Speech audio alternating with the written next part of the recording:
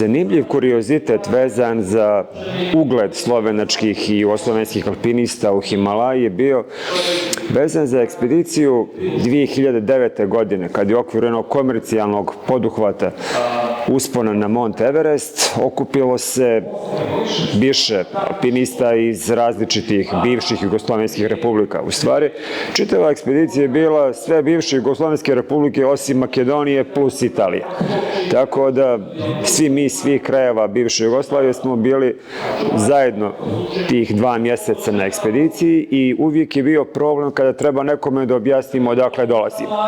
Sad nekome kad kažete Bosna i Hercegovina, Hrvatska, Srbija, Crna Gora, ljudi tu uopšte ne znaju, niti mogu da povežu sa nekim krajem. Najbliže je bilo kad kažete Srbija, oni kažu Sajbirija, tako da niko nije bio ni blizu. I onda u jednom trenutku je kolega iz Bosne, kad su nas ko zna kad već pitali odakle smo, on je rekao Jugoslavija. Od tog momenta svi Nepalci, svi vodiči koji su do tada nas potpuno ignorisali, kao wow, već su i znali i o čemu se radi, o kome se radi i maltene smo toliko skočili u njihovim očima i toliko smo imali neki bolji tretman u nekom narednom periodu da to prosto nije normalno.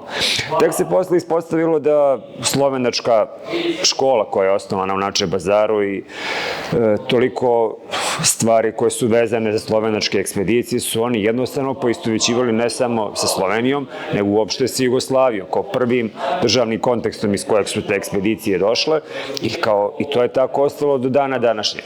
Tako da smo i mi iskoristili taj moment i poprilično koristi izvukli na taj račun.